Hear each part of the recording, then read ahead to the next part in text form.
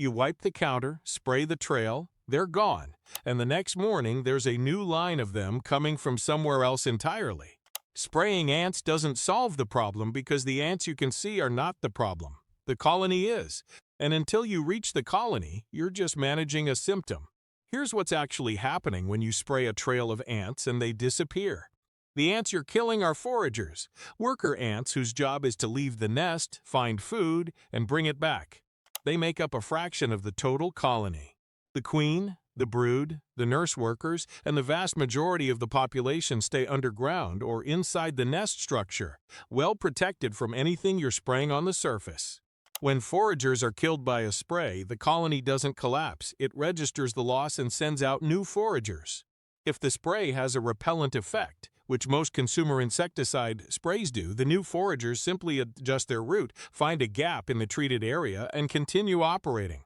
In some cases, a repellent spray applied to an indoor ant trail can actually cause the colony to scatter and establish satellite nesting sites in new locations, spreading the infestation further than it was before. The only way to eliminate an ant infestation is to get something into the nest that kills the queen and the brood.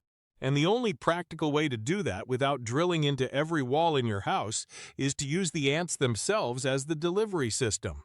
That's what bait does, and it's why it works when sprays don't. Boric acid is the active ingredient in both bait recipes covered here, and it's worth understanding what it actually does once ingested, because that mechanism is what makes it appropriate for this application. After an ant consumes boric acid, it travels to the midgut, the primary site of digestion and nutrient absorption. Research using electron microscopy on Argentine ants fed low concentrations of boric acid in sucrose solution showed significant structural damage to the midgut epithelium, damaged microvilli, swollen and destroyed epithelial cells, and increased thickness of the gut lining. The practical result is that the ant's ability to digest and absorb nutrients from food is progressively impaired. The ant continues eating but begins to starve nutritionally. Death follows over the course of days. There are secondary effects as well. Treated ants excrete more liquid waste, which accelerates dehydration and may actually drive them to consume more of the liquid bait, a feedback loop that increases their intake of the active ingredient. Some research also suggests boric acid disrupts gut microbiota, reducing the beneficial bacteria that assist with digestion. None of this is fast, and that's intentional. The slow progression allows the toxin to be shared widely before the first ants begin showing effects. Different ant species, and even the same species under different conditions, prefer either sweet and carbohydrate-based foods or protein and fat-based foods. Offering the wrong attractant means foragers may ignore your bait entirely. Identifying which category your ants fall into determines which recipe to use. A simple test: place a tiny amount of peanut butter or bacon grease and a tiny amount of honey or sugar water near the trail. Check back in 30 minutes and see which one has foragers on it. That preference tells you which bait to mix. Most common household ants, including odorous house ants, pavement ants, Argentine ants, pharaoh ants, and ghost ants, are primarily sugar feeders, especially in warm months. The recipe is simple: 1 tablespoon of honey and 1/4 teaspoon of pure boric acid powder. Mix thoroughly until the boric acid is fully dissolved into the honey. The resulting mixture should be uniform in consistency. The ratio here is deliberately low in boric acid relative to the fat bait. Because ants consume significantly more of a sweet liquid bait than a fat-based one, the same colony-level lethal dose is achieved with less active ingredient per tablespoon of carrier. Using more boric acid in this recipe, even doubling the amount, pushes into concentrations that kill foragers too fast for effective distribution. Use pure boric acid powder at 99% concentration, available at hardware stores. Do not substitute borax. It's a different compound, sodium tetraborate, and is not formulated for this application. Some ant species and most ant colonies during certain seasons when they need protein to raise brood prefer fat and protein sources over sugar. Carpenter ants, grease ants, and many outdoor species in agricultural settings fall into this category. In chicken barns, animal sheds, and garages, this is typically the more effective option. The recipe: 1 tablespoon of bacon grease and 1/2 tablespoon of boric acid powder.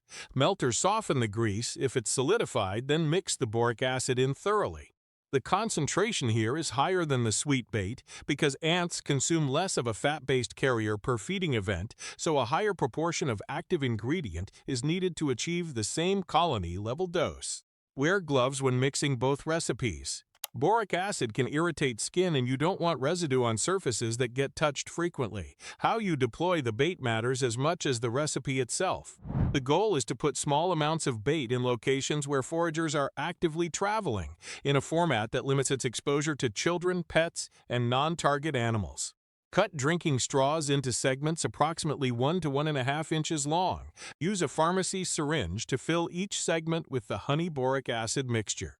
These small bait tubes can be placed flat against surfaces along ant trails without spilling, are nearly invisible against a baseboard, and are physically too small for most pets to interact with in a way that would result in significant ingestion. Place them along active trails, behind the microwave, along the inside edge of cabinet bases, under the sink around pipe penetrations, along baseboards in the pantry, behind the refrigerator, and near any identified entry points like gaps around pipes or beneath door frames. Use multiple placements throughout the active zone rather than a single large one. More contact points means more foragers picking up bait and more colony-wide distribution in less time. For barn, shed, garage, or outdoor applications, use small plastic containers with lids. The dollar store variety works well. Drill or punch a few small holes in the sides, sized for ant access but too small for larger animals. Add the bacon grease bait inside, secure the lid, and place the stations directly on or adjacent to identified ant trails near feed storage areas, near water sources, and along the base of walls where trails are running. In chicken barns or poultry coops specifically, avoid any aerosol or spray treatment. Birds have highly sensitive respiratory systems and airborne pesticide particles present a genuine risk. Enclosed bait stations are the appropriate tool in those environments. Position multiple stations throughout the active area rather than concentrating them in one spot. In a chicken barn with a significant infestation, 4 to 6 stations spread across the activity zone will produce faster results than the same amount of bait consolidated in one location. Understanding how ants share food explains exactly why a well-made bait is so effective and why the concentration of the active ingredient matters more than most people realize. Ants have a specialized digestive structure called a crop, often called a social stomach, located in the foregut. When a forager finds a liquid food source, it drinks and stores a significant portion in the crop, rather than fully digesting it.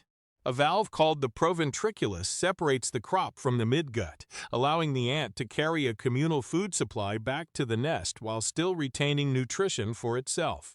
Back in the nest, nestmates solicit food by tapping with their antennae and stimulating the donor's mouthparts.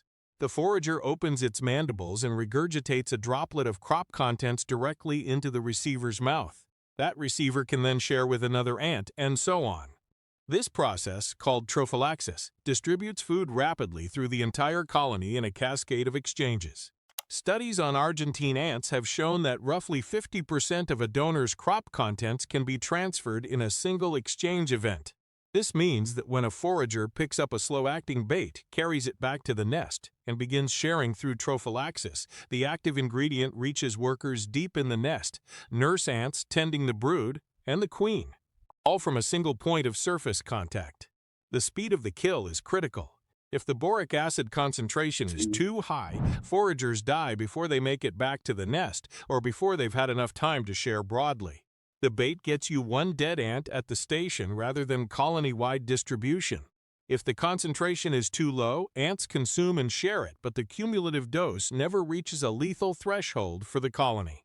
The right concentration sits in a window where ants die slowly, over days, giving the toxin time to move through the colony completely before the effects are felt.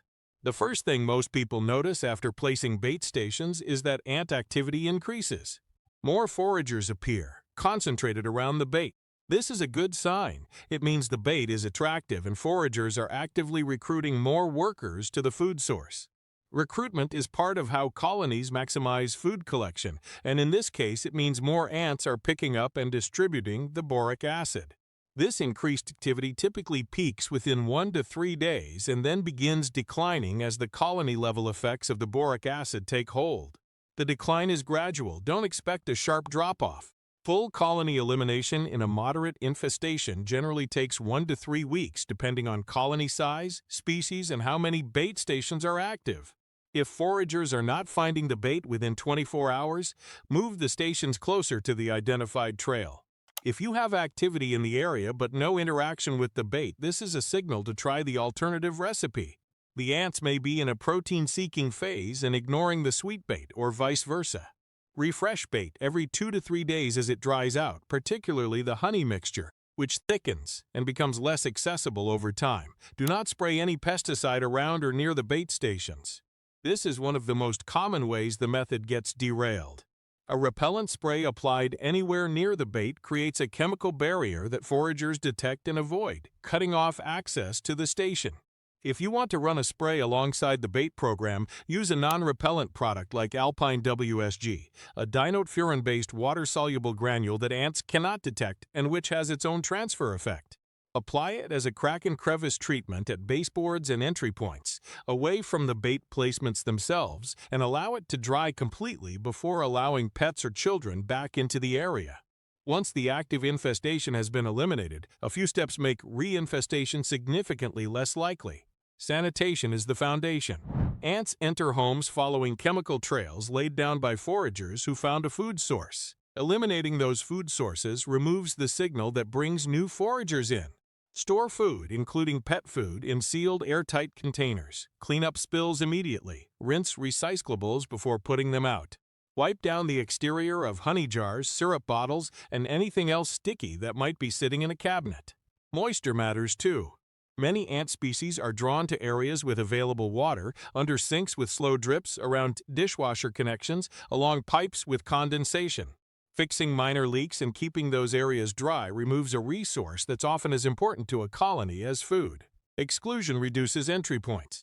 Use silicone caulk to seal gaps along baseboards, around pipe penetrations, beneath window and door frames, and anywhere else you've observed ants entering. Ants follow pheromone trails into structures through remarkably small openings. A gap at the base of a door frame or a crack around a utility pipe is sufficient. Sealing those points after eliminating the active colony prevents the next colony from establishing the same entry route. To summarize the complete method, identify whether your ants prefer sweet or protein-based bait with a simple preference test. Mix the appropriate boric acid recipe at the correct ratio. Low enough that foragers survive long enough to return and share, high enough that the cumulative dose reaches the queen. Deploy in small protected stations placed directly on active trails throughout the infested area. Avoid any repellent sprays near the bait. Expect increased activity initially, followed by a gradual decline over 1 to 3 weeks. Refresh the bait every 2 to 3 days until activity has stopped. The reason this works when sprays don't is that it uses the ant's own food-sharing biology to deliver the active ingredient into the colony rather than trying to eliminate the population, one forager at a time on the surface. If you found this useful, subscribe for more practical, research-based pest control content. We'll see you in the next video.